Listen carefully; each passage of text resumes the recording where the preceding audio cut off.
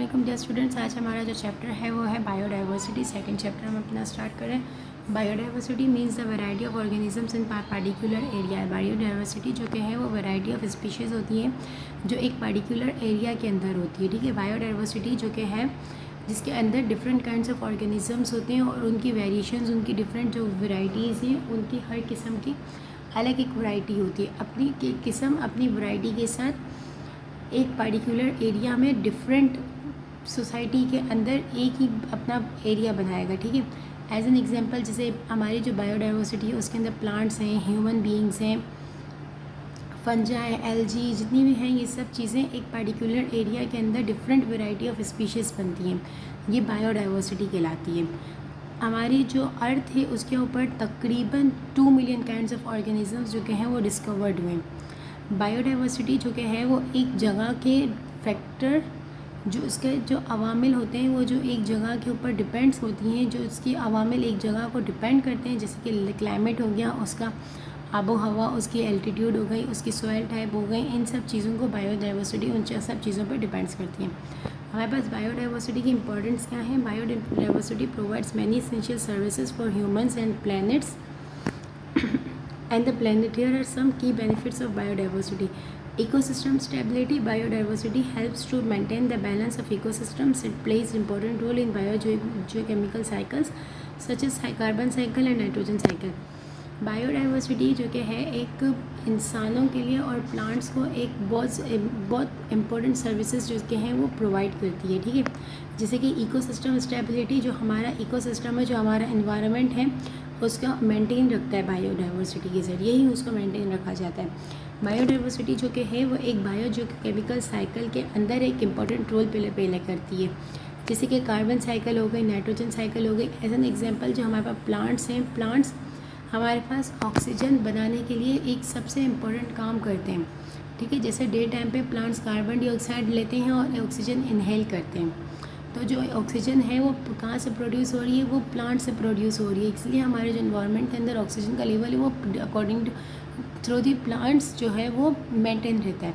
इसके बाद हमारे पास क्लाइमेट रेगुलेशन आ जाती है। Plants and algae absorb carbon dioxide, it helps to keep the climate balanced.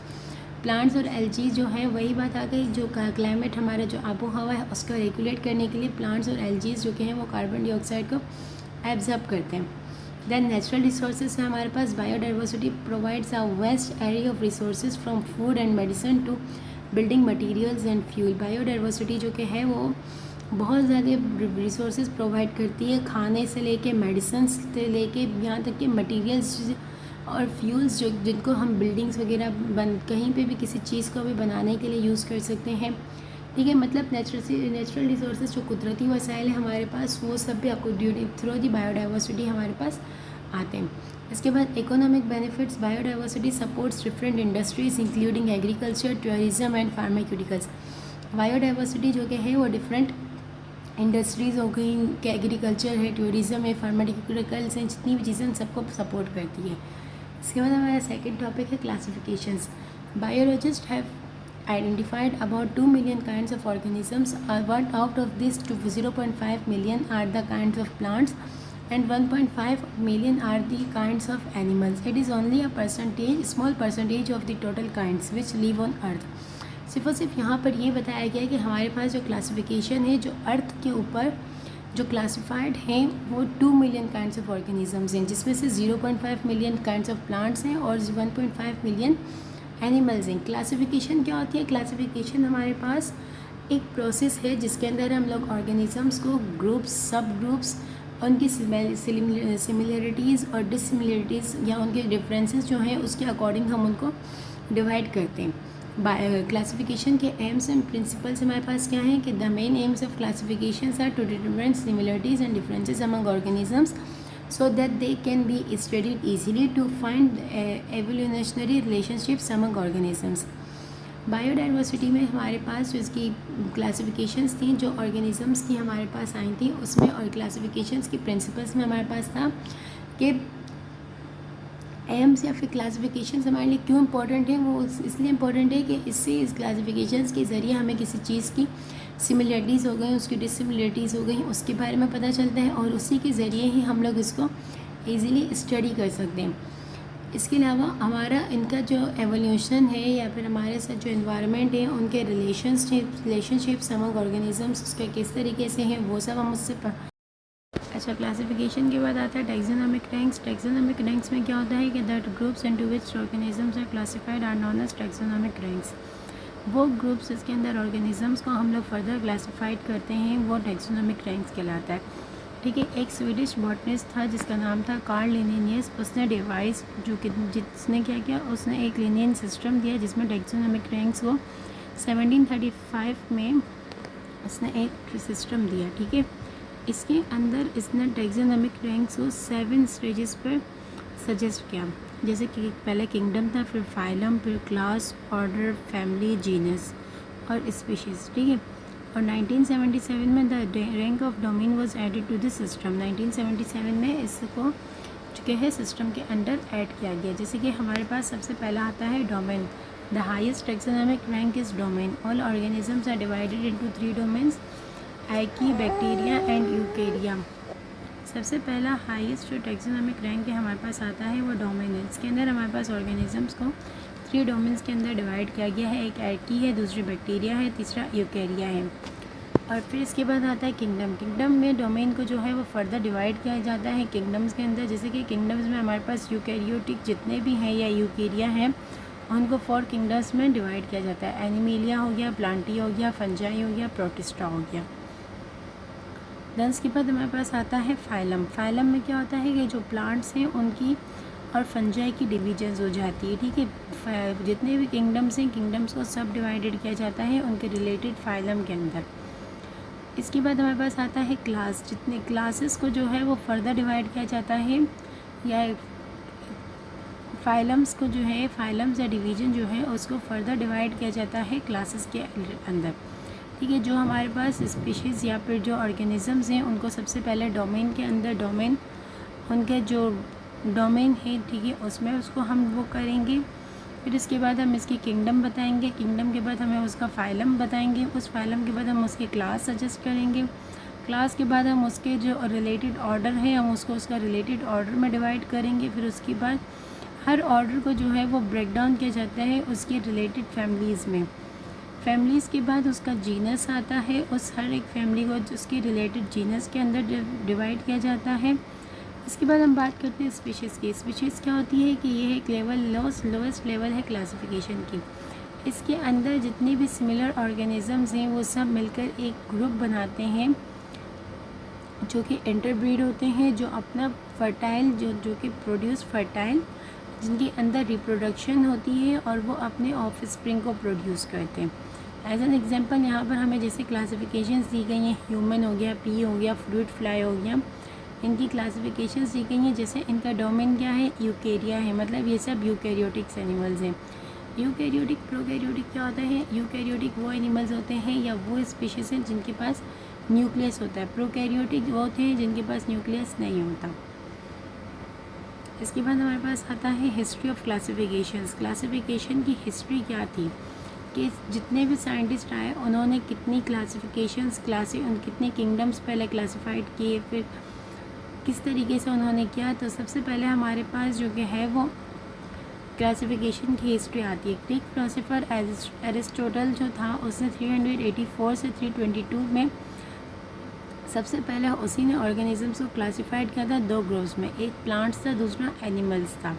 फिर इसके बाद अरब स्कॉलर आया अबू उस्मान उमर अल जाहिज़, उसने 781 से 869 तक उसने जितने भी 350 स्पीशीज़ हैं उनको एनिमल्स के कैरेक्टरिस्टिक्स में किया।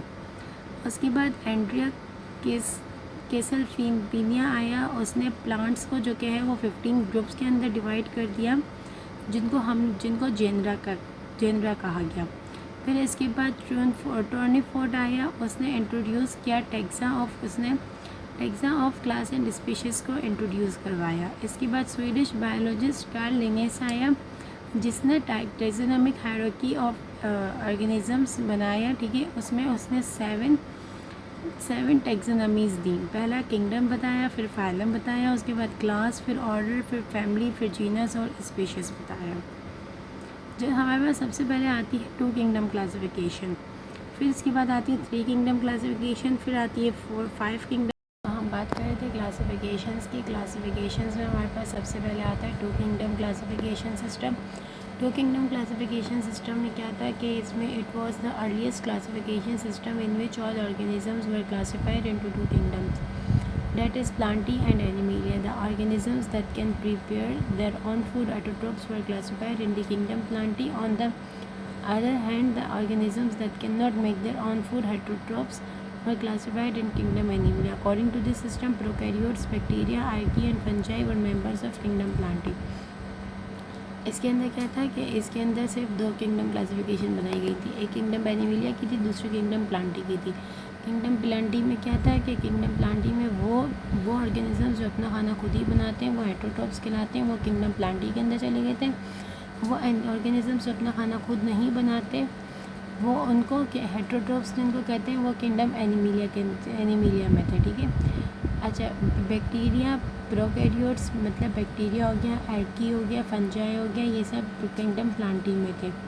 फिर इसके बाद taxonomists found this system unworkable because many unicellular organisms like euglena have both plant like presence of chlorophyll and animal-like heterotrophic mode of nutrition in darkness and lack of cell wall characteristics. So a separate kingdom was proposed for such organisms. This system also did not clear the difference between prokaryotes, bacteria and archaea and eukaryotes. इसके बाद जो scientist थे, जो taxonomist थे, उनको ये system जो है उनके पास अनवर्केबल था। तो इसकी वजह से इन्होंने जो यूनिसेलुलर ऑर्गेनिजम्स हैं जैसे कि यूग्लिना हो गया, उसके पास दो तरीके के स्ट्रक्चर्स हैं। एक प्लांट लाइक है जिसमें क्लोरोफिल प्रेजेंस होता है, और दूसरा एनिमल लाइक है जिसमें जो हेटरोट्रॉपिक है, मतलब अपना खाना जो कि खुद बनाते हैं। इसलिए वजह से इनके ऐसे ऑर्गेनिजम्स के लिए इनको एक अलग से किंगडम बनाना पड़ा। ठीक है। इसी वजह से फिर ये जो 2 किंगडम क्लासिफिकेशन सिस्टम था इनका, ये ज़्यादा देर तक इनका क्लासिफाइड नहीं हुआ। फिर इसके बाद इन्होंने दी 3 kingdom classification system. 3 kingdom classification में क्या था कि in 1866 the German zoologist Ernst Haeckel proposed a third kingdom, that is Protista, for euglena-like organisms. He also included prokaryotes, bacteria and archaea in the kingdom Protista. In this system, fungi were still included in the kingdom Plantae. Some taxonomists disagreed about the position of fungi in kingdom Plantae. Fungi resembles plants in many ways but are heterotrophs by which get their food by absorption. They do not have cellulose in their cell walls but possess certain. फिर 3 kingdom classification दी Ernest हैकल ने। उसके अंदर इसने क्या कहा, इसने जो कि है वो तीसरा किंगडम बनाया प्रोटिस्टा यूग्लिना लाइक ऑर्गेनिजम्स के लिए। ठीक है, जिनके वो प्रोकैरियोट्स थे, बैक्टीरिया हो गया, आर्ची हो गया, इसके अंदर इसने किंगडम प्रोटिस्टा में इनको रखा। अब जो सिस्टम था जिसमें फंजाई जो कि है वो किंगडम प्लांटी के अंदर ऐड था, तो इसी वजह से जो कुछ टैक्सोनॉमिस्ट थे और वो लोग डिसएग्री थे इनकी पोजीशन से, क्योंकि फंजाई जो कि है वो प्लांट को रिजेंबल्स करते हैं, लेकिन ये हेटरोट्रॉप्स हैं जो अपना खाना एब्जॉर्ब करते हैं, अपना खाना खुद नहीं बनाते। इनके पास सेल्यूलोस नहीं है, लेकिन इनके पास सेल वॉल्स के अंदर सेल्यूलोस तो प्रेजेंट नहीं है, लेकिन ये इनके पास चिटिन होता है। ठीक है। फिर इसके बाद 5 किंगडम क्लासिफिकेशन दी गई। 5 किंगडम क्लासिफिकेशन एक फ्रेंच बायोलॉजिस्ट था ई चिटिन जिसने दी थी। उसने टर्म्स प्रोकैरियोटिक और यूकैरियोटिक टर्म्स यूज़ किए। ठीक है, जिसके अंदर प्रोकैरियोटिक को जिसमें बैक्टीरिया को डिस्क्राइब किया, और यूकैरियोटिक में प्रोटिस्टा, फंजाई, एनिमल्स और प्लांट्स को उसने डिस्क्राइब किया। 1869 में फिर अमेरिकन इकोलॉजिस्ट आया रॉबर्ट विटेकर, उसने 5 किंगडम क्लासिफिकेशन को इंट्रोड्यूस करवाया। ये सिस्टम बेस्ड था जो लेवल ऑफ सेल्यूलर ऑर्गेनाइजेशंस हैं। ठीक है, जिससे कि प्रोकैरियोटिक और यूकैरियोटिक इसके ऊपर बेसिस था, मतलब यूनिसेलुलर मल्टीसेलुलर ऑर्गेनिजम्स पर। उनके ऊपर मोड ऑफ न्यूट्रिशन था, जैसे कि फोटोसिंथेसिस हो गया, एब्जॉर्प्शन हो गया, इंजेक्शन हो गया, 2 चीज़ों के ऊपर ये सिस्टम बेस्ड था। इसके on the basis organisms were classified into 5 kingdoms. Organisms को 5 किंगडम्स के अंदर क्लासिफाइड किया गया, Monera, protista, fungi, Plantae and animalia. In 1988, American biologist Margulis and Scaveters modified the 5 kingdom classification of Whitaker.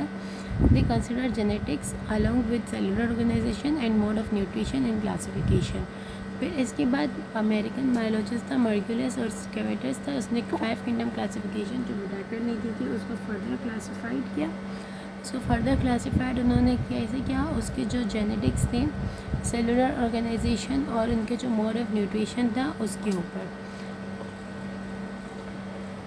They classified the organisms into the same 5 kingdoms as processed by Whittaker. Whittaker ने जैसा persist किया था उसने भी organisms को same इसी तरीके से उनकी kingdoms के अंदर classified किया। फिर इसके बाद हमारे पास आता है 3 domain classification system. American microbiologist Carl Vossith added a taxon that is domain about kingdom.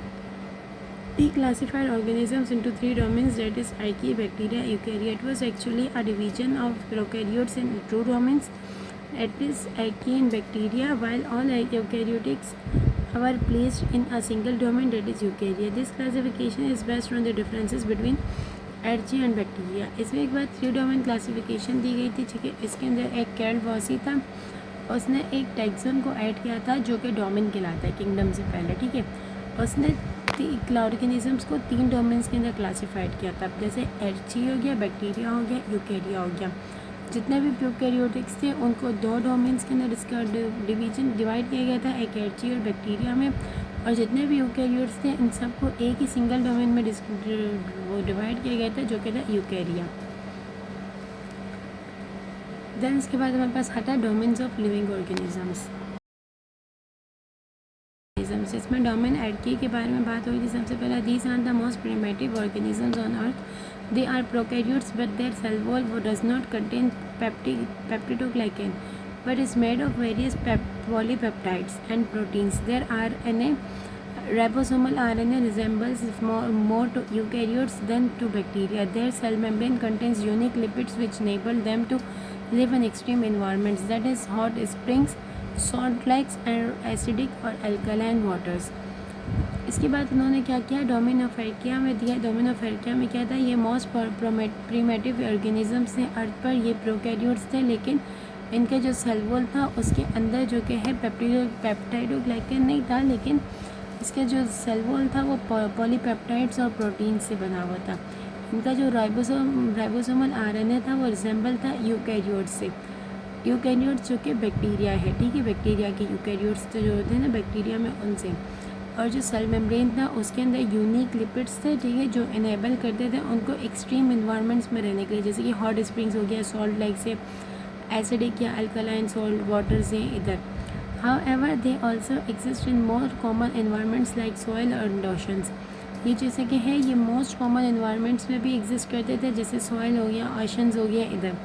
Some archaea obtain energy from inorganic compounds such as sulfur or ammonia. Their other groups perform photosynthesis but do not produce oxygen. ये क्या करते थे, oxygen produce नहीं करते थे, लेकिन इनके जो कुछ ग्रुप्स हैं वो फोटोसिंथेसिस का काम करते थे। और ये जितनी भी अपनी एनर्जी है ये ऑब्टेन करते थे इनऑर्गेनिक कंपाउंड से, जैसे सल्फर हो गया, अमोनिया हो गया, इन चीज़ों से। इसके there is one kingdom in domain archaea, that is Kingdom Archaebacteria. Ancient bacteria. Example of Archaebacteria include methanogens, produce methane as a byproduct of their metabolism. Halophiles found in extremely salty environments. Thermophiles found in hot springs. Acidophiles found in extremely acidic environments. ठीक है, ये kingdom domain में जो कि है वो kingdom archaebacteria आते थे, ठीक है। इनकी एग्जांपल्स हमें दी हुई है, जैसे मिथेनोजेंस, ये मीथेन को प्रोड्यूस करता था अपने मेटाबॉलिज्म्स के ज़रिए। हेलोफाइल्स था, ये जो कि है वो हेलो का मतलब होता है सॉल्टी, ठीक है, ये जैसे सॉल्टी इन्वायरमेंट्स में पाया जाता था। थर्मोफाइल्स, ये थर्मो का मतलब उसी से पता चल रहा है कि ये हॉट कोई इन्वायरमेंट हो जहाँ पर हॉट चीज़ें हो, उधर हॉट स्प्रिंग्स में पाया जाता था, ठीक है। इस एसिडोफाइल्स मतलब एसिड से तो पता चल रहा है कि ये एसिडिक इन्वायरमेंट में पाया जाता है। इसके बाद डोमेन ऑफ बैक्टीरिया की बात हो रही है। This domain contains bacteria and cyanobacteria, they are also prokaryotes. The cell wall is made of peptidoglycan, they are found in all environments including soil, water, air and in bodies of organisms. They are unicellular. Many live solitary although some form chains, clusters or colonies of cells. Most are heterotropic, but some have chlorophyll or carry out photosynthesis. This domain contains kingdom Eubacteria, true bacteria. Some bacteria cause diseases. Many bacteria are beneficial. Exemplification decomposer bacteria play important role in nutrient recycling. अच्छा, इसके बाद bacteria की बात होती है. Bacteria जो ये domain में बैक्टीरिया भी था, साइनोबैक्टीरिया भी था. ये सब प्रोकैरियोटिक थे. इनके पास सेल वॉल था. इनका सेल वॉल जो क्या है वो पेप्टाइडोग्लाइकेन से बना हुआ था. ये जो है ये हर इन्वायरमेंट में पाए जाते थे. ठीक है, वो सॉइल हो गया, वाटर, एयर, बॉडीज़, ऑर्गेनिजम्स की जो बॉडीज़ हैं इनके अंदर भी ये यूनिसेल्यूलर होते हैं. ठीक है, कुछ जो के हैं वो चेन्स बना के रहते हैं, कुछ क्लस्टर्स बनाते हैं या फिर कुछ कॉलोनीज़ बनाते हैं. ठीक है, कुछ ये जितने भी होते हैं ये हेट्रोट्रॉपिक होते हैं. ठीक है, इनके पास क्लोरोफिल होता है, ये फोटोसिंथेसिस करते हैं. ठीक है, ये जितने भी इनका डोमेन जो के हैं ये डोमेन किंगडम यूबैक्टीरिया है, ट्रू बैक्टीरिया. इसके अंदर कुछ बैक्टीरिया जो के हैं वो डिजीजेस देते हैं और कुछ बैक्टीरिया बेनिफिशियल होते हैं. ये डिकम्पोजर जो है बैक्टीरिया जो होते हैं वो न्यूट्रिएंट रिसाइकलिंग के अंदर एक इम्पॉर्टेंट रोल प्ले करते हैं. इसके बाद डोमेन यूकैरिया की बात आती है. डोमेन यूकैरिया में जितने भी डोमेन्स हैं उसमें इंक्लूड यूनिसेल्युलर, मल्टीसेल्युलर यूकैरियोट्स दोनों को इंक्लूड किया गया था. इसके ये जो इसके दे हैं complex eukaryotic cells with nucleus and other membrane bound organelles. ठीक है, इसके अंदर जो है यूकैरियोटिक सेल्स थे वो कॉम्प्लेक्स थे, कॉम्प्लिकेटेड थे. ठीक है, इनके अंदर न्यूक्लियस भी था और अदर मेम्ब्रेन बाउंडेड ऑर्गेनेल्स थे. ये डोमेन क्या कंटेंट करते थे? प्रोटिस्टा, फंजाई, प्लांटी और एनिमिलिया. ठीक है, इसके बाद हम बात करते हैं क्लासिफिकेशन ऑफ डोमेन यूकैरिया. डोमेन यूकैरिया का मतलब यूकैरियोटिक जो डोमेन्स थे उनकी क्लासिफिकेशन के ऊपर हम बात कर रहे हैं. ठीक है, इसके अंदर सबसे पहले आता है किंगडम प्रोटिस्टा. किंगडम प्रोटिस्टा में इंक्लूड्स है यूकैरियोट्स. ठीक है, जो यूनिसेल्युलर थे, कॉलोनियल थे, फिलामेंटस थे, इनके पास फिलामेंट होता था और सिंपल मल्टी सेल्यूलर थे. ठीक है, simple multi cellular means they do not have multi cellular sex organs. There are 3 types of protist. अब 3 टाइप्स ऑफ प्रोटिस्ट थे. एक प्लांट लाइक था, एनिमल लाइक था और फंगस लाइक थे.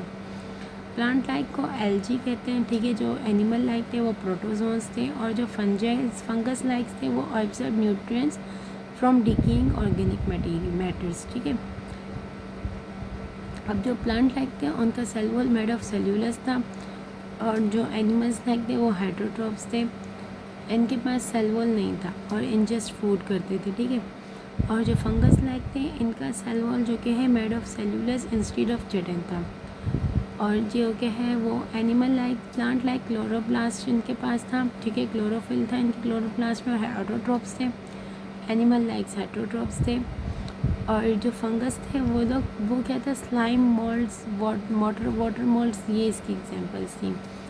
और जो प्लांट लाइक के यूग्लिना, डियाटोम्स, इसकी एग्जांपल ये थी. और एनिमल लाइक में अमाइबा, पैरामीशियम कॉमन एग्जांपल्स होते हैं इनके. इसके बाद हम बात करते हैं किंगडम फंजाई की. किंगडम फंजाई का इंसेस्ट ऑफ फंजाई. ठीक है, इस किंगडम में फंजाई होते थे. They are heterotrophic. ये हेटरोट्रॉपिक होते थे. फंजाई अपना न्यूट्रिएंट्स जो के हैं वो यूनिक वे से लेते थे. ये फूड को इंजेस्ट नहीं करते थे दूसरे एनिमल्स और सम प्रोटिस्ट के जैसा. ये फूड अपना एब्जॉर्ब करते थे. जो डेकिंग मैटर थे, जो इनके इर्द गिर्द जो मैटर्स थे, जो इनके इर्द गिर्द जो चीज़ें होती थी जो ख़राब हुई होती थी, ये उनसे अपना फूड एब्जॉर्ब करते थे. फंजाई यूकैरियोटिक थे. इनका सेल वॉल जो कि है इनके सेल्स ये इर्द गिर्द था. इनका सेल वॉल चिटिन से बना हुआ था. ठीक है, पॉलीसेक्राइड्स थे. Most of fungi are multi cellular, जैसे कि मशरूम्स हो गए, रस्ट और smuts, moulds. Well a few are unicellular, जैसे कि यीस्ट हो गया, ये चीज़ें. देन इसके बाद हम बात करते हैं किंगडम प्लांटी की. It includes plants which are eukaryotic. इसके अंदर प्लांट्स थे. ठीक है, जो यूकैरियोटिक थे, जो मल्टी सेल्युलर ऑर्गेनिजम्स थे. इनका सेल वॉल सेल्यूलर से बना हुआ था. ये ऑटोट्रॉपिक थे, अपना खाना खुद बनाते थे. सही है, इनके जो प्लांट्स थे इनके पास मल्टी सेल्युलर सेक ऑर्गन्स थे. During sexual reproduction they form embryos. Sexual reproduction के दौरान एम्ब्रियोज इनके अंदर बनती थी. इनके अंदर एसेक्सुअल रिप्रोडक्शन भी होती थी वेजिटेटिव पार्ट्स के अंदर इनके. ठीक है, इनकी एग्जांपल्स क्या है? मॉसेस है, फर्न्स है, कॉनिफर्स है, फ्लावरिंग प्लांट्स है. किंगडम एनिमलिया कॉमन किंगडम है जिसके अंदर जो यूकैरियोटिक थे एनिमल्स इंक्लूड है सारे. मल्टी सेलुलर होते हैं, हेटरोट्रॉपिक्स होते हैं. ये अपने एम्ब्रियोज को डेवलप करते हैं. ये फूड इंजेस्ट करते हैं और डाइजेस्ट करते हैं. ठीक है, विद इन देयर बॉडीज़, अपने बॉडीज़ के अंदर। Vertebrates and invertebrates are included in kingdom animal. Vertebrates, invertebrates क्या होता है? वर्टिब्रेट्स वो होता है जिनके पास बैकबोन होती है, और इनवर्टिब्रेट्स वो होते हैं जिनके पास बैकबोन नहीं होती है। देन इसके बाद हम बात करते हैं status of various and virus and और क्लासिफिकेशन। ठीक है, वायरस का क्या स्टेटस है क्लासिफिकेशन में? Viruses are ultramicroscopic creatures that are the borderline of living and non-living. They are acellular, that is, they are not made of cells and do not have organelles. A virus consists of nucleic acid, DNA or RNA surrounded by a protein coat. They cannot run metabolism for the synthesis of their proteins, and to increase in number, viruses become parasites in organisms, plants. Viruses जो कि हैं ultra microscopic creatures हैं, ठीक है, ये border line बनते हैं।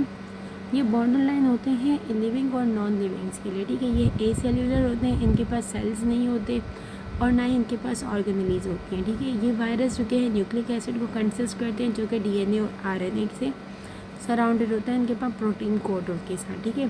ये मेटाबॉलिज्म को, किसी भी मेटाबॉलिज्म को रन नहीं करते। ये फोटोसाइट प्रोटीन्स के साइंथेसिस के लिए,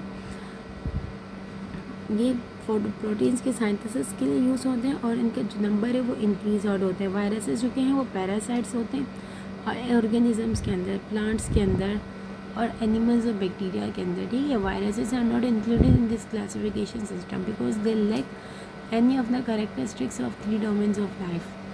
वायरसेस को किसी भी क्लासिफिकेशन सिस्टम के अंदर ऐड नहीं किया गया, क्योंकि इसके अंदर जितनी भी कैरेक्टरिस्टिक्स हैं उन सब की बनस्बत कमी है उसके अंदर, ठीक है। वो कैरेक्टरिस्टिक्स इसके अंदर ऐड नहीं होती हैं। हमारे पास जो 2 कॉमन वायरसेस हैं, ठीक है, एक है ए बैक्टीरियोफेज लेफ़्ट और दूसरा इन्फ्लुएंजा वायरस है। जैसे वायरसेस हम, जैसे एक को अगर फीवर है, हम कहते हैं फीवर का वायरस चल रहा है, इन्फ्लुएंजा मतलब फ्लू का वायरस चल रहा है। इस तरीके से जो वायरसेस होते हैं ये सब वायरसेस स्प्रेड आउट होते हैं, तो इसको हम किसी भी क्लासिफिकेशन के अंदर ऐड नहीं कर सकते।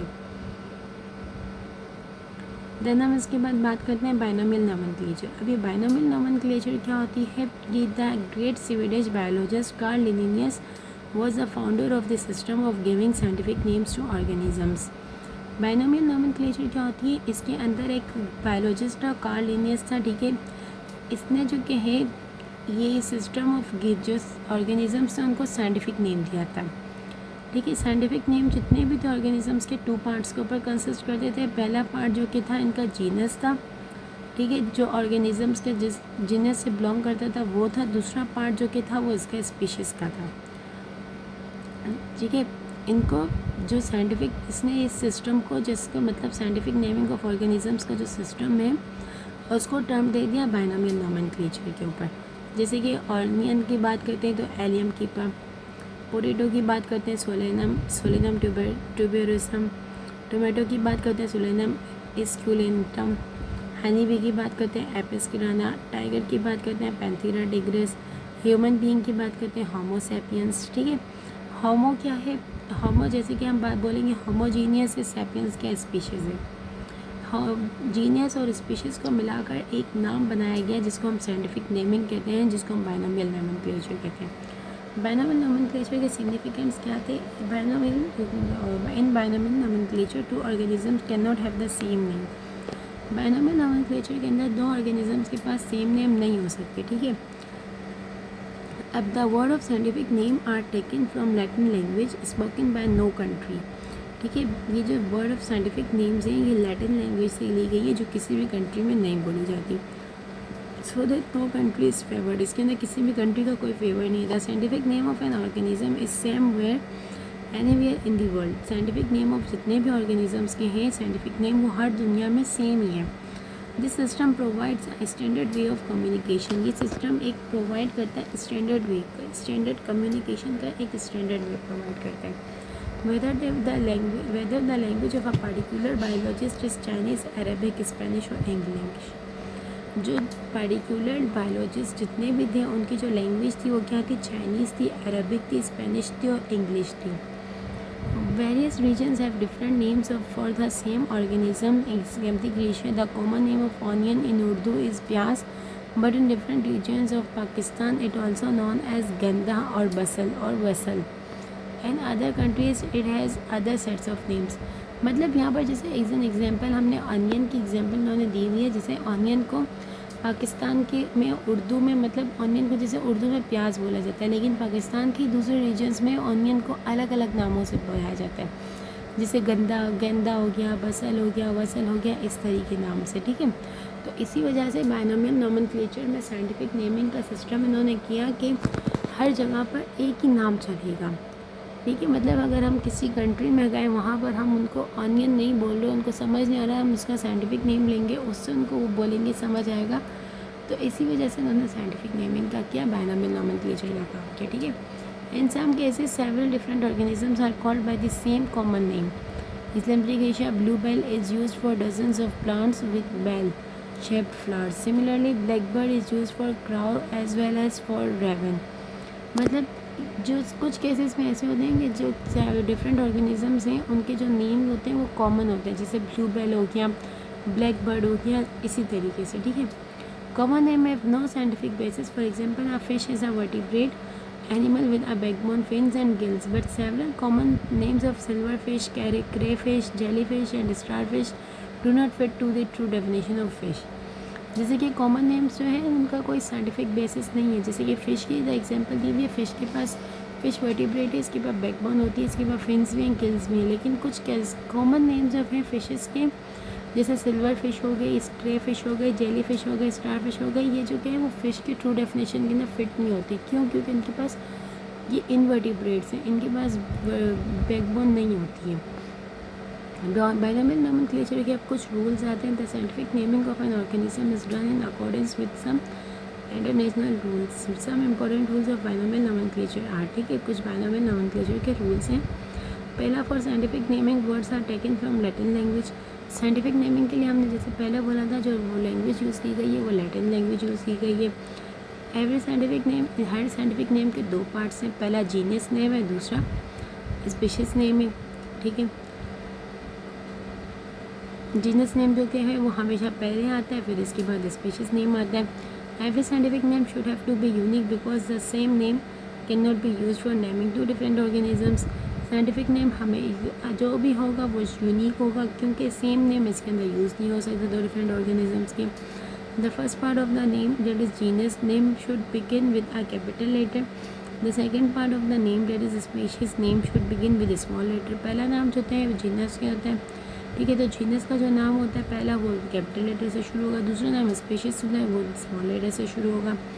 All the time of printing of a scientific name it should be typed in italics.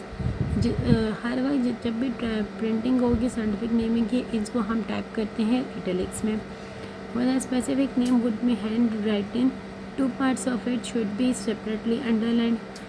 जब भी हम साइंटिफिक नेम्स को रिटन करेंगे, हैंड राइटिंग में राइट करेंगे, तो जो दोनों पार्ट्स हैं मतलब जीनियस और स्पीशीज़ जो हैं अलग अलग पार्ट्स हैं, इन दोनों पार्ट्स को अलग अलग अंडरलाइन किया जाएगा। ठीक है, सो यहाँ तक आपका चैप्टर नंबर 2 था, जो कि आज हमारा एंड हो चुका है।